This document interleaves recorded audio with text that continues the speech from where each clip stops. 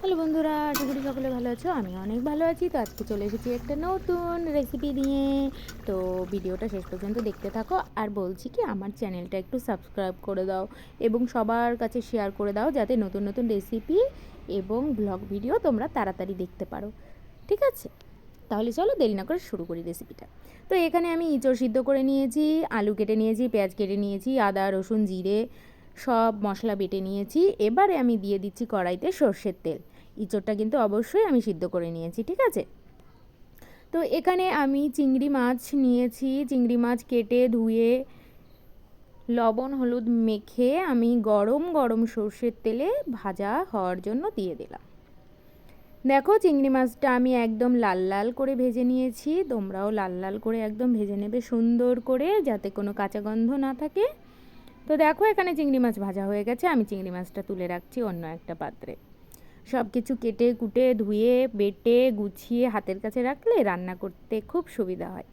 তো আজকে আমি সেটাই করেছিলাম। এবার আমি দুটো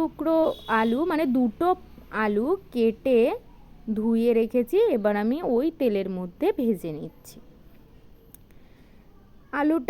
তেলটা অনেকটা গরম ছিল, সেই জন্য আলুটা তাড়াতাড়ি ভাজা হয়ে গেছে। এবার যে এঁচড়গুলো আমি সিদ্ধ করে রেখেছি লবণ হলুদ দিয়ে, সেই এঁচড়ের মধ্যে সামান্য হলুদ লবণ দিয়ে এই গরম গরম তেলে আমি ভালো করে ভেজে নেব।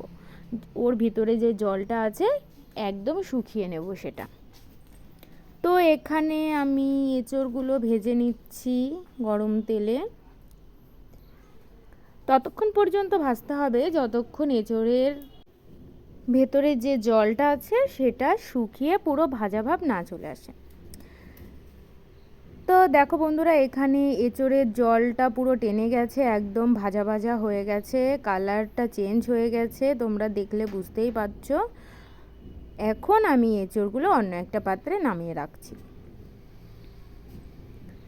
এবার সব সবজিগুলো মানে এঁচড়গুলো ভাজা হয়ে গেল, চিংড়ি মাছটাও ভাজা হয়ে গেল, আলুটাও ভাজা হয়ে গেল, কড়াই পুরো ফাঁকা।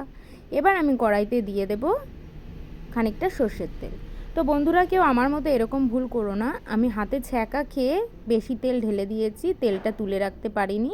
তেলটা অতিরিক্ত গরম হয়ে গেছিলো, তো আমি ওর মধ্যে শুকনো লঙ্কা ভেঙে সামান্য জিরে ফোড়ন দিয়ে পেঁয়াজ দিয়ে দিয়েছি। এখানে আমি বেশ খানিকটা পেঁয়াজ নিয়েছি, মানে বড় বড় দুটো পেঁয়াজ নিয়েছি। তোমরা চাইলে কেউ কমও দিতে পারো বা কেউ এর বেশিও দিতে পারো। তো এখানে আমি পেঁয়াজগুলো ভালো করে লাল লাল করে ভেজে নিয়েছি, গোল্ডেন গোল্ডেন কালার হয়েছে। এবার এর মধ্যে আমি বেটে রাখা শুকনো লঙ্কা, কাঁচা লঙ্কা, আদা, জিরে, রসুন সব মশলায় একবারে দিয়ে দিচ্ছি। এবার মশলাটা ভালো করে মিশিয়ে নেওয়ার পর এখানে দিয়ে দিচ্ছি পরিমাণ মতো হলুদ, পরিমাণ মতো লঙ্কার গুঁড়ো। লঙ্কার গুঁড়োটা আমি শুধু রঙের জন্য ব্যবহার করেছি, কারণ আমি বাটা মশলার মধ্যে শুকনো লঙ্কাটাও বেটে নিয়েছিলাম। তারপরে সব কিছু ভালো করে আবার মিশিয়ে নেওয়ার পরে আমি এর মধ্যে দিয়ে দিচ্ছি পরিমাণ মতো লবণ।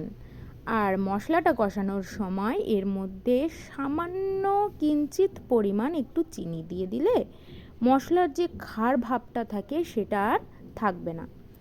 তো সব কিছু আমার দেওয়া হয়ে গেছে, মশলাটা কষানো হয়ে গেছে। এবার এখানে ভেজে রাখা চিংড়ি মাছ, আলু, এঁচড় দিয়ে ভালো করে কষাতে হবে। এইবার হচ্ছে রান্নার মেইন পার্ট। তো এখানে আমি এঁচড় দিয়ে, আলু দিয়ে, চিংড়ি মাছ দিয়ে ভালো করে কষিয়ে নিচ্ছি। তো বন্ধুরা, তেলের পরিমাণটা একটু বেশি দিয়ে মানে পড়ে গেছে, তোমরা একটু কম দিও।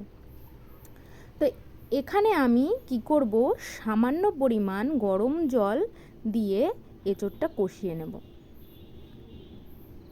তাহলে দেখো কালারটা কি সুন্দর পরিবর্তন হয়ে গেছে, আর কি সুন্দর কালার হয়েছে। এবার এটা ভালো করে কষানো হয়ে গেছে। এবার এখানে আমি দিয়ে দেব উষ্ণ গরম জল পরিমাণ মতো। এখানে আমি একটু লবণটা দিয়ে দিচ্ছি, কারণ আমরা কষানোর সময় মশলার মধ্যে সামান্য লবণ দিয়েছিলাম। এখন আমি কষানোর সময় একটু দিয়ে দিচ্ছি টেস্ট অনুযায়ী। তো এখানে কষানো পুরোপুরি হয়ে গেছে। এবার দিয়ে দেব পরিমাণ মতো জল। আমি আগেই বলেছি এখানে আমি উষ্ণ গরম জল ব্যবহার করেছি, পুরো ফুটন্ত গরম জল না। তো এখানে আমি উষ্ণ গরম জলের সঙ্গে জলের পরিমাণটা কম হয়ে গেছে, তাই জন্য দিয়ে দিচ্ছি সামান্য পরিমাণ সাদা জল, মানে নর্মাল জল, যেটা আর কি আমাদের ঘরে থাকে। তো জল দেওয়া কমপ্লিট। এবার যতক্ষণ না ভালোভাবে তরকারিটা জাল হচ্ছে বা রান্না হচ্ছে ততক্ষণ এইভাবেই রেখে দিতে হবে। তরকারিতে জাল চলে এসেছে, এইবার ঝোল শুকানো পর্যন্ত অপেক্ষা করতে হবে। এঁচোড় তো ঝোল ঝোল ভালো লাগে না, একটু গামাখা গামাখা হলে তবেই খেতে স্বাদ হয়।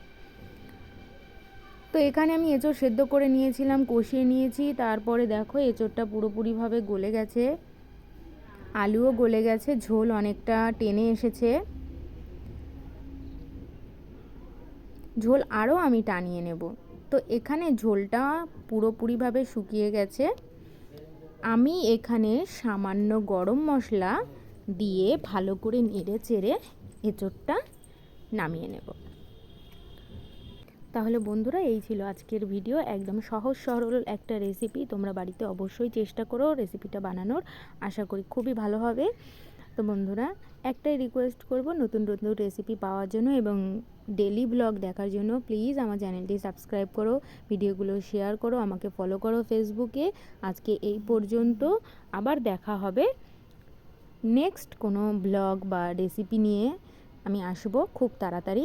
ততক্ষণের জন্য ভালো থেকো, সুস্থ থেকো এবং পরিবারের প্রত্যেকটা মানুষের খেয়াল রেখো, বিশেষ করে ছোট বাচ্চাদের। ধন্যবাদ।